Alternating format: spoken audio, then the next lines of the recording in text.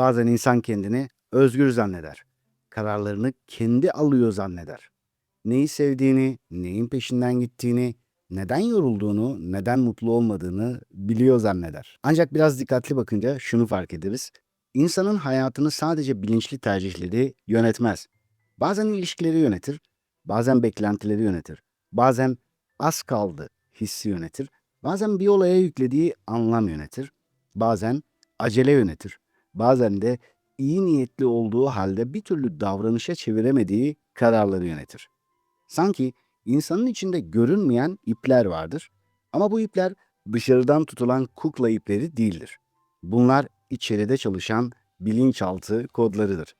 Çocukluktan gelen kodlar, dopamin sisteminin kodları, ilişki ihtiyacının kodları, niyetinin kodları, aceleyle kapanan kalbin kodları, alışkanlıkların kodları ve insan çoğu zaman bu kodları görmediği için hayatını kendi yönettiğini zannederken aslında görünmeyen otomatik sistemlerin içinde yaşar. Sevgili dost, bugün Bilinçaltı Kodlar serimizin 18. videosunda tam da bunu konuşacağız. İnsanı yöneten 5 gizli kodu konuşacağız. Ama bunu sadece güzel sözlerle değil, çok çarpıcı araştırmalar üzerinden yapacağız. İşte 5 büyük bilimsel çalışma üzerinden hayatını yöneten 5 gizli kod. Hazırsan hadi başlayalım.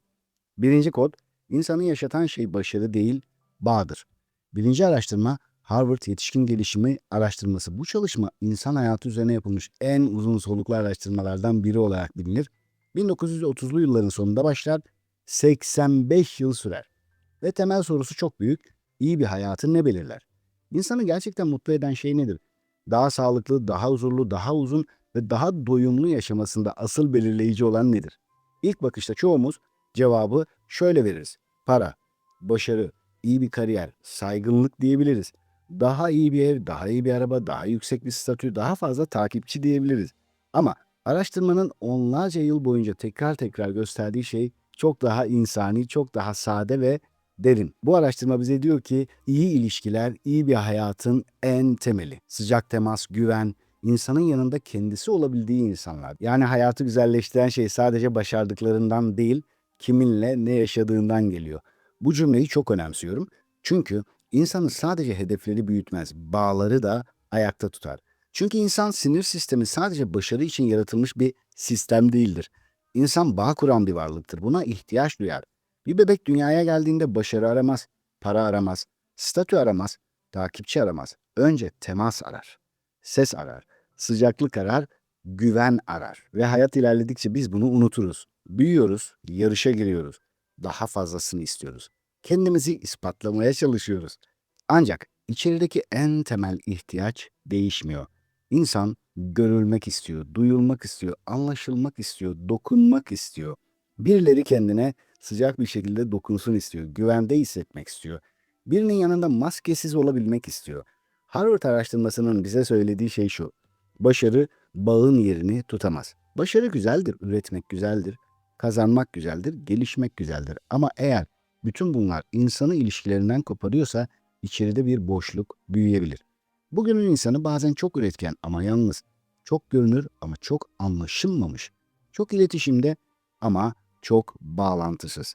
Mesajlar var ama muhabbet yok. Takipçiler var ama dostluk yok. Kalabalıklar var ama gönül bağı yok. İşte burada bilinçaltı kod şu: bağ yoksa başarı içeride yuva kurmakta zorlanır. Bir insan düşün, iyi kazanıyor, güzel işler yapıyor. Dışarıdan bakınca başarılı ama eve geldiğinde içini açabileceği kimse yok. Zayıf tarafını gösterebileceği kimse yok. Sevincini paylaşabileceği bir kalp yok. O zaman başarı bile yalnızlığın içinde soğuyabilir. Bir de başka bir insan düşün. Belki dışarıdan çok parlak görünmüyor. Belki daha sade bir hayatı var ama evinde muhabbet var. Dostuyla gönül bağı var, ailesiyle temas var. Birinin derdine koşuyor, biri onun derdine koşuyor. Sofrasında sadece yemek değil, muhabbet var, sohbet var. İşte bu insanın sinir sistemi başka çalışıyor. Çünkü bağ, beden için de bir ilaç gibidir. Güvenli ilişki insanın stresini düzenler. İnsan sevildiğini, görüldüğünü, desteklendiğini hissettiğinde bedeni başka bir mesaj alır. Yalnız değilsin. Her şeyi tek başına taşımak zorunda değilsin. Bizim inancımızda da bu yüzden ilişki çok önemlidir. Sıla-i rahim vardır, komşuluk vardır, kardeşlik vardır, cemaat vardır, sohbet vardır, muhabbet vardır. Tasavvufta Sohbet sadece konuşmak değildir. Sohbet halin hale değmesidir. Kalbin kalple temas etmesidir. Mevlana'nın dünyasında da insan insana aynadır. Bazen insan kendi içindeki güzelliği bir başka insanın nazarında görür. Bazen kendi yarasını bir başka insanın merhametiyle fark eder. Bazen de Allah'a giden yolda bir dostun sözü insanın içindeki karanlığa ışık olur.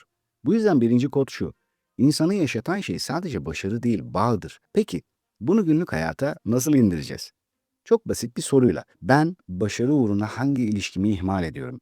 Annemi mi, babamı mı, eşimi mi, çocuğumu mu, dostumu mu, kendimle ilişkimi mi? Allah ile olan bağımı mı? Çünkü insan sadece insanlarla değil, onunla da bağ kuran bir varlıktır. Bu dua ile olur, tefekkürle olur, namazla olur, başka şekillerde olabilir. Bunlar sadece ritüel değildir. Bunlar insanın en derin bağını hatırlamasıdır. Eğer hayatında çok şey var ama kalbinde bir yoksunluk varsa, belki de mesele daha fazlasına sahip olmak değil, daha derin bağlar kurmak. Bugün bir kişiye mesaj at. Sadece nasılsın diye değil, gerçekten nasılsın diye. Bugün birini dinle. Cevap vermek için değil, anlamak için. Bugün bir sofrada telefonunu kenara koy. Bugün bir dostunun sesini duy. Bugün anne babanın duasını al. Bugün çocuğunun gözünün içine bak. Çünkü bazen ömrü uzatan şey takvimdeki yıllar değil, kalpteki bağlardır. Ve birinci bilinçaltı kodumuz: kalp bağ kurmadan başarı insanın içinde yuva kuramaz.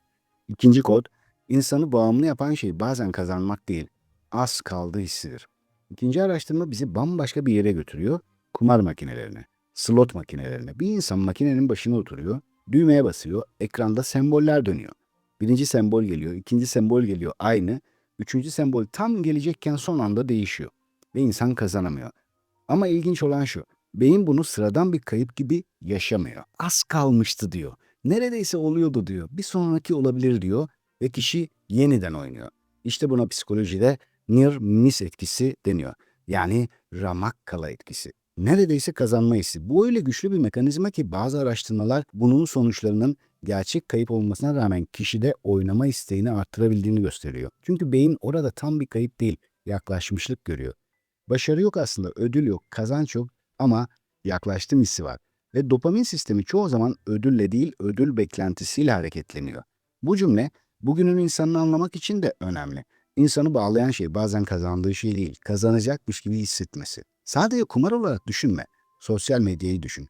Instagram'da aşağı kaydırıyorsun ya da TikTok'ta ya da Twitter'da bir video daha, bir Reels, bir haber, bir yorum, bir mesaj, bir bildirim. Aslında çoğu içerik seni doyurmuyor. Ama beynin şunu diyor: bir sonraki daha iyi olabilir. Bir sonraki daha komik olabilir. Bir sonraki daha faydalı olabilir. Bir sonraki bildirim mutlu edebilir. Ve sen kazanmadığın halde oynamaya devam ediyorsun.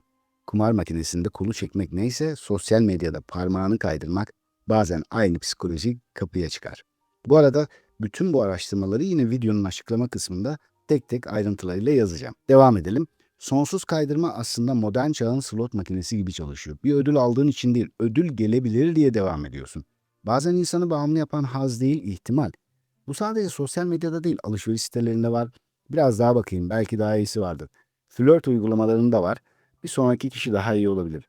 Yatırım piyasalarında var. Az daha beklesem yükselecek. Tam dönecekti. Bir hamle daha. Ve insan fark etmeden hayatını az kaldığı hissine teslim edebiliyor. Burada bilinçaltı kod şu: yaklaştığını zanneden beyin bazen durmayı beceremez. Çünkü az kaldığı hissi umut gibi görünür ama bazen tuzak olabilir.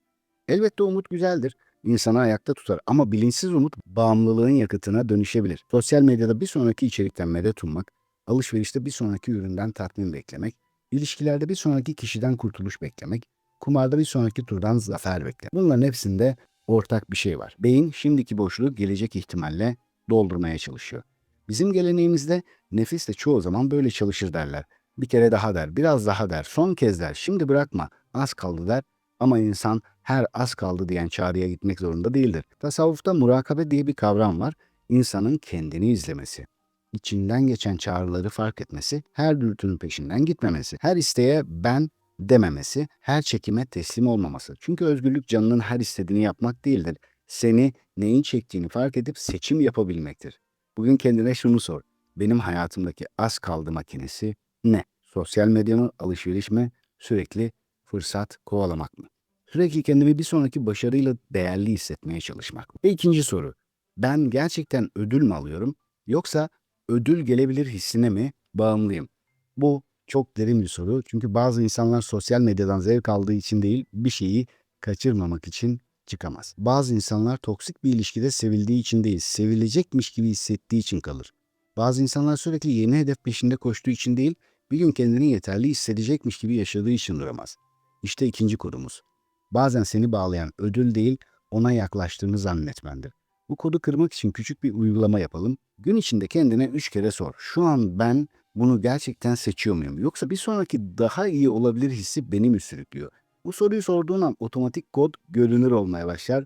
Kod görünür olunca seçim başlar. 3. Beden sadece maddeye değil anlama da tepki verir. Üçüncü araştırma gerçekten çok ilginç. Adı halk arasında zihnin milkshake'i. Araştırmada katılımcılara aynı içecek veriliyor. Ama bu içecek farklı etiketlerle sunuluyor. Bir grupta daha sağlıklı, daha hafif, daha düşük kalorili gibi algılanacak şekilde, diğer bir grupta daha doyurucu, daha zengin, daha kalorili gibi algılanacak şekilde. İlginç olan şu, içecek aynı ama insanların bedensel tepkileri özellikle açlıkla ilişkili gilerin hormonundaki değişimler içeceğin gerçek içeriğinden çok ona yükledikleri anlamla ilişkili görünüyor. Yani beden sadece ne aldım sorusuna değil, aldığım şeyi ne zannediyorum, ona ne anlam veriyorum sorusuna da cevap verebiliyor. Çok büyük bir kapı açıyor. Çünkü insan bedeni zihinden bağımsız çalışan bir makine değildir. Zihin bedene sürekli mesaj gönderir.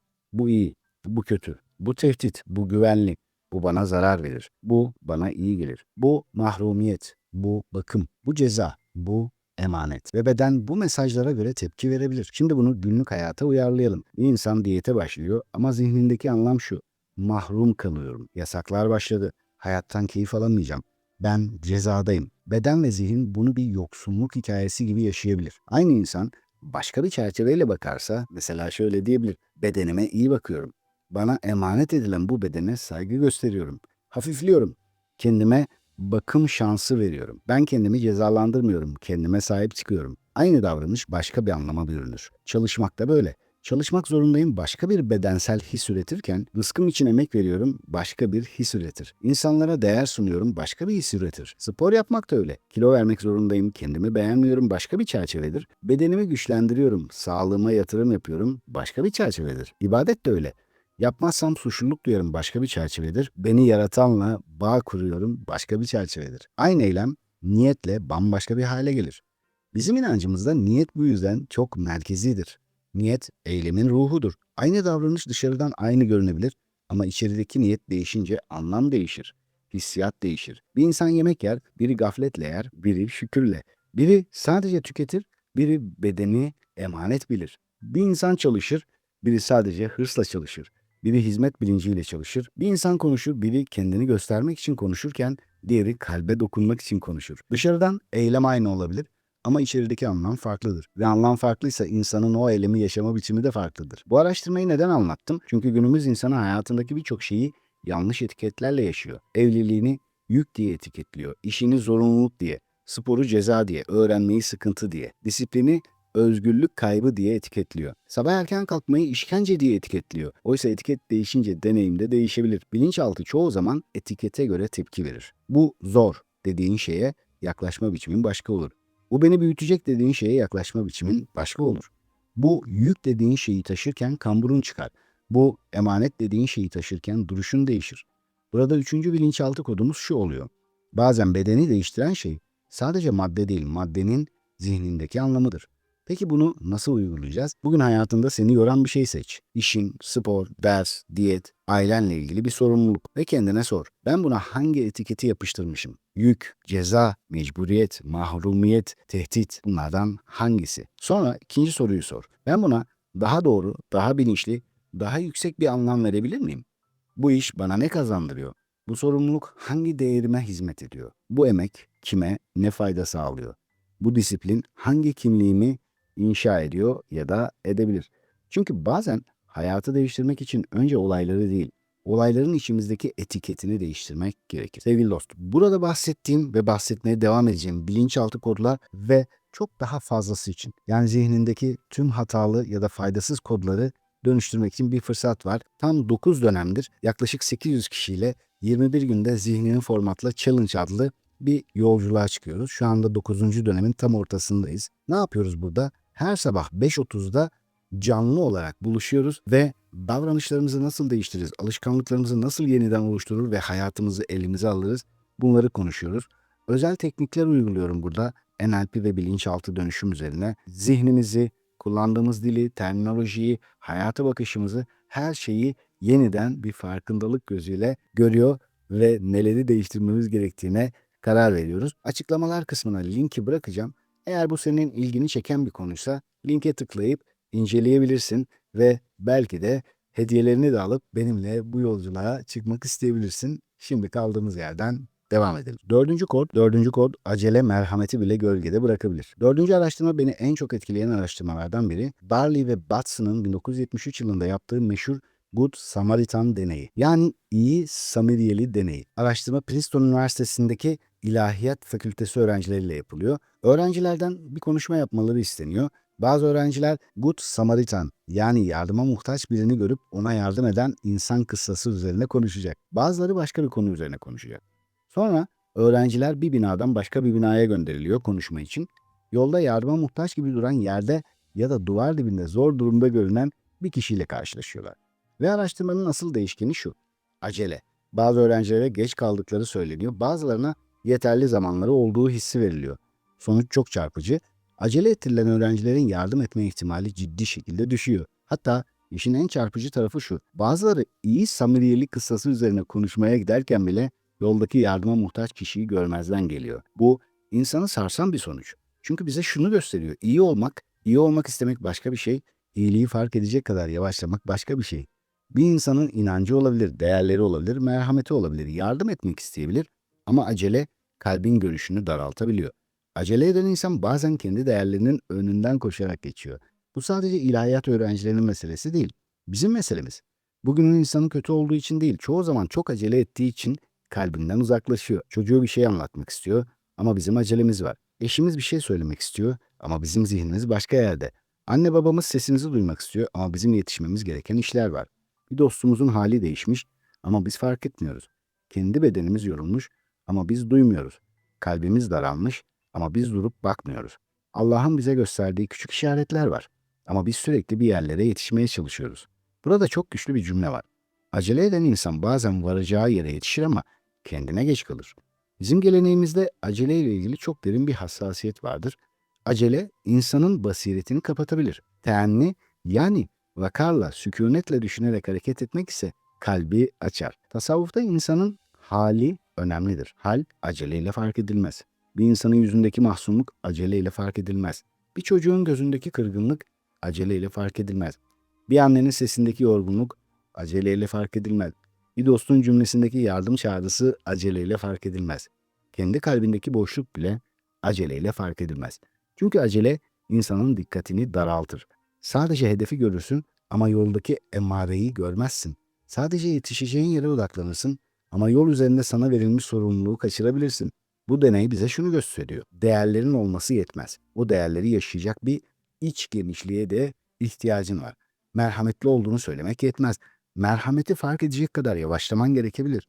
İyi insan olmak yetmez.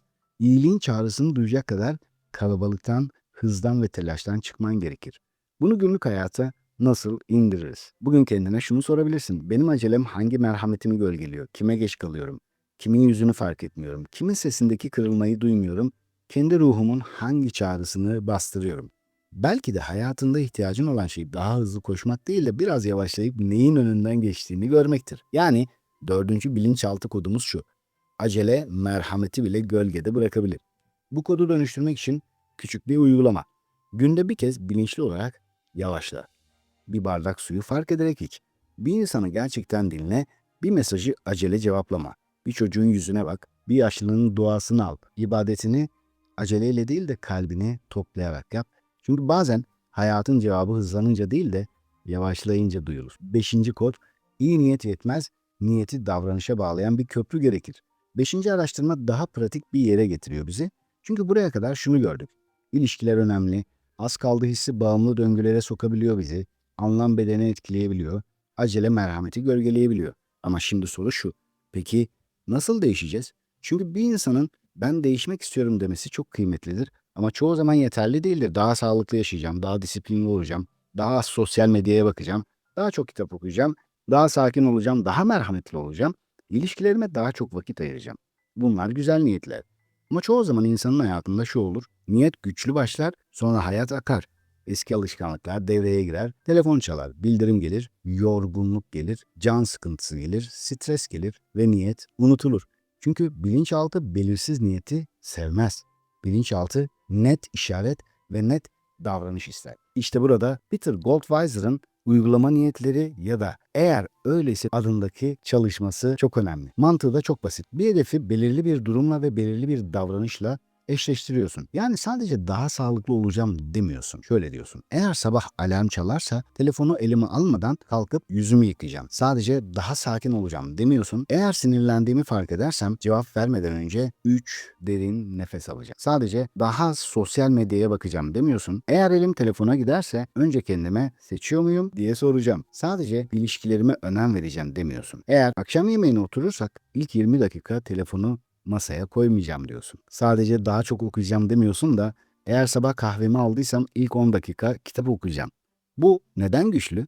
Çünkü beyin gelecekteki bir anı önceden kodlamış oluyor. Durum belli, davranış belli, tetikleyici belli, tepki belli. Bilinçaltı için bu çok daha uygulanabilir. Bu bize şunu gösteriyor. Niyet kalpte doğar ama hayatı değiştirmesi için davranışa bağlanması gerekir. Bizim inancımızda da niyet çok kıymetli ama niyetin eyleme dönüşmesi gerekir. Yalnızca iyi insan olmak istiyorum demek yetmez. Bugün hangi davranışla iyi insan olacağım? Sadece Allah'a yakın olmak istiyorum demek yetmez. Bugün hangi adımla ona yaklaşacağım? Hangi duaları edeceğim? Onunla nasıl temas kuracağım? Demek gerekebilir. Sadece daha sağlıklı olmak istiyorum demek yetmez.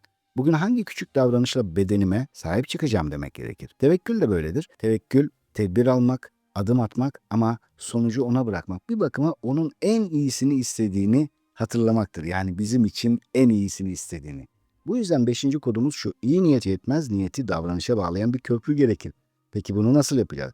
Bugün kendine bir tane eğer öyleyse planı yap. Sadece bir tane. Mesela eğer sabah uyanırsam ilk iş telefona bakmadan 3 dakika nefes alacağım. Eğer sosyal medyada kaybolduğumu fark edersem uygulamayı kapatıp ayağa kalkacağım, egzersiz yapacağım. Eğer eşim ya da çocuğum benimle konuşmak isterse telefonu elimden bırakıp gözlerine bakacağım. Eğer canım abur cubur isterse önce bir bardak su içip 10 dakika bekleyeceğim. Eğer öfkelendiğimi fark edersem cevap vermeden önce şu an neyi korumaya çalışıyorum diye soracağım. Küçük bir plan, net bir işaret, net bir davranış. Çünkü hayatı değiştiren şey çoğu zaman büyük kararlar değil de doğru anda doğru davranışı otomatikleştiren küçük kodlardır. Sevgili dost, bugün 5 büyük çalışma üzerinden 5 gizli kodu konuştuk. Bu kodlardan en çok hangisi sana evet ya dedirtti? Hangisinden izleri buldun kendi hayatında? Neleri değiştirmeye niyet ettin? Yorumlarda buluşalım mı? Bu arada eğer buraya kadar izlediysen ve henüz abone değilsen belki abone olmayı düşünebilirsin. Beğenmene rağmen beğen tuşuna basmadıysan belki basmayı da düşünebilirsin. Ben de çoğu zaman iyi bir video izliyorum, abone olmayı unutabiliyorum, beğen tuşuna basmayı unutabiliyorum. Unutma, bu kanal sadece senin gelişimin için var. Tabii bazen de iyi bir çağrı yapmak için de var. O çağrıyı da bu kanalı takip ediyorsan biliyorsun. Yine de ben söylemek istiyorum. Hatırlamakta fayda var. Malum Doğu Türkistan'da, Filistin'de ve özellikle bir süredir Lübnan'da da zulüm var. İnsanların çektiği büyük acılar var. Öyle bir çağda yaşıyoruz ki elimizde gerçekten çok büyük güç var. Belki bazı ülkeler ellerindeki muazzam gücü kötülüğe kullanıyor ama biz çok daha güçlüyüz. Eğer bir araya gelirsek, eğer tepkilerimizi gösterirsek ne Sumut filolarının yaptıkları etkisiz kalır ne de kalbini, bedenini, zihnini, bütün enerjisini bu davaya, mazlum insanların davasına adamış insanların gayretleri. Zulüm gören kardeşlerimiz için dua edebiliriz her istediğimizde. Onları bol bol paylaşıp akılda tutabiliriz. Başkalarının da tepki vermesini artık yeter demesini sağlayabilir ya da vesile olabiliriz. Yine aynı şekilde boykot yapabiliriz. Boykot çok soylu bir duruştur. Ben bu yapılanlardan uzağım. Bir işe yarar ya da yaramaz. Bu zulmü durdurur ya da durdurmaz. Benim hayatım, benim duruşum buna asla izin vermez demektir. Benim param kardeşlerimin üzerine bomba ya da zulüm olarak yağamaz demek. Sevgili dost, lütfen Filistin'de, Doğu Türkistan'da, Lübnan'da ya da dünyanın neresinde olursa olsun zulüm gören insanları unutma. Çünkü bir gün mutlaka bunlar bitecek. Mutlaka dünya daha güzel bir yer olacak. Ve o günlerde çocuklarımız ya da torunlarımız bize soracak. Tüm bunlar olurken sen ne yapıyordun? Acaba verecek cevabımız olacak mı? Aynada yüzümüze bakacak cesaretimiz olacak mı? Çok daha büyük bir mahkemede sen o günlerde ne yaptın dendiğinde verecek cevabımız olacak mı? Bence bunları düşünmekte fayda var. Yeni videolarda görüşene kadar kendine çok iyi bak. Sevgiler, selamlar.